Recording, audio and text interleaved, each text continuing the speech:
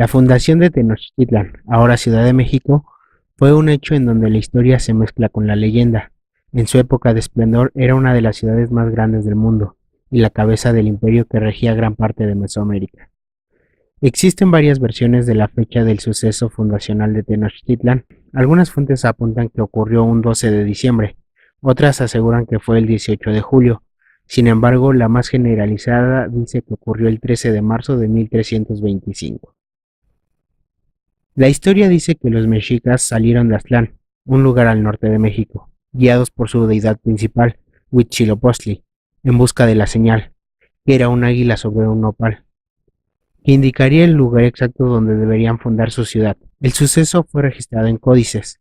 El más conocido es la tira de la peregrinación, elaborado en papel amate, doblado a manera de biombo, donde cronológicamente se narran los años transcurridos, nombres de los lugares por donde caminaron y se establecieron temporalmente, así como los principales acontecimientos que ocurrieron durante el viaje.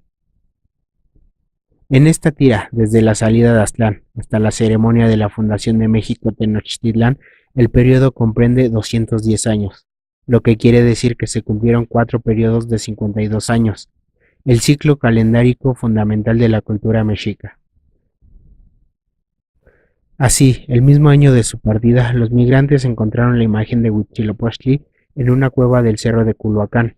Más tarde, 8 pueblos vecinos se unieron a ellos: los Matlaltzincas, Tepanecas, Tlahuicas, Malinalcas, Coluas, Xochimilcas, Chalcas, Huetzotzincas. A partir de este momento, Huitzilopochtli les indica que deberían seguir solos hasta el final, y así lo hicieron, cargando la imagen de su dios y sus objetos sagrados. En el camino realizaron los primeros sacrificios de guerreros enemigos, donde recibieron las armas que les harían triunfar en batalla. Al reconstruir el viaje de Aztlán, la primera ciudad que pudieron identificar los sacerdotes mexicas fue Tula, la ciudad fundada por Quetzalcóatl. Según el relato del recorrido, los peregrinos se establecieron en 20 sitios más, antes de encontrar los islotes donde fundaron su ciudad de Tenochtitlán. De Tula surgieron a Tlaixtlalaquián, donde el agua se resumía en la tierra. Luego pasaron a Tlemaco, que es identificada con un sahumador. A continuación llegaron a Totonilco, cuyo nombre deriva del agua hirviente de sus manantiales, y a Apaxco, cuyo cono volcánico lleno de agua les recordaba una vasija. En Zumpango levantaron un muro de cráneos junto a Huixtepec, el cerro de los Huizaches. De ahí pasaron a Xaltocán y cruzaron en canoa los lagos norteños de Acalacuán. Y en la vertiente occidental de la cuenca lacustre se establecieron en Ecatepetl, el Cerro del Viento, y después llegaron a Toltepetlac, donde se tejen las esferas de Tule. De ahí se dirigieron a Cuatitlán, abundante en serpientes, y luego a Huizachitlán, donde aprendieron los chalcas el aprovechamiento del cultivo de los magueyes para la obtención del pulque. Tecpoyoacán fue el siguiente punto del recorrido, el cual se reconoce por los cuchillos del Pedernal. Más tarde arribaron a Pantitlán, un resumidero en el lago que se identificaba por sus banderas.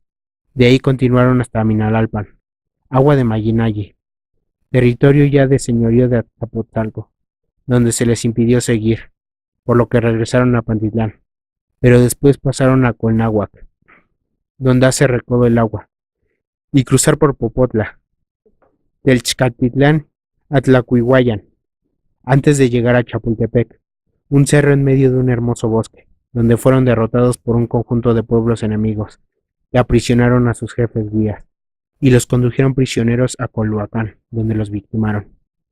En este lugar los mexicas aprendieron las costumbres de la gente del lago, y después de una guerra contra Xochimilco, de la que salieron triunfantes, partieron en busca del sitio prometido para fundar en medio de unos islotes el occidente del lago de Texcoco, la ciudad de Huitzilopochtli.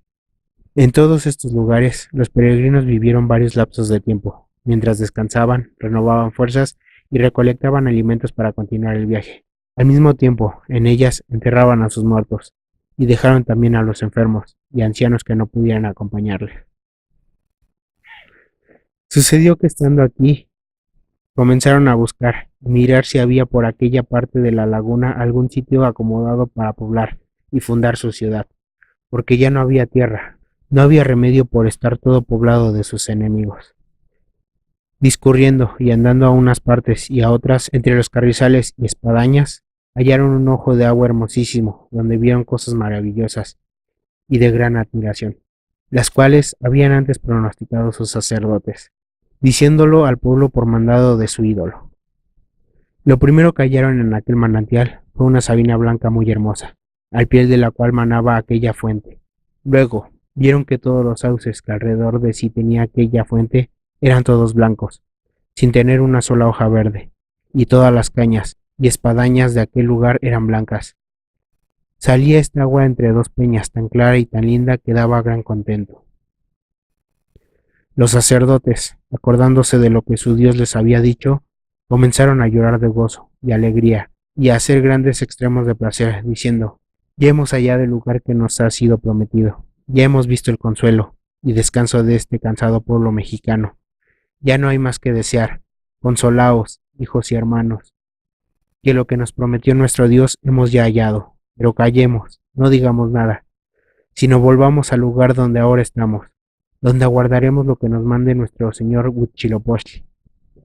El patrón nos apareció en sueño a los sacerdotes y les dijo: id allá a la mañana, y hallaréis la hermosa águila sobre el tunal, y alrededor de él veréis mucha cantidad de plumas verdes, azules, coloradas, amarillas y blancas de los galanos pájaros con los que esta águila se sustenta. Y a este lugar donde hallaréis el tunal con el águila encima, le pongo por nombre Tenochtitlán.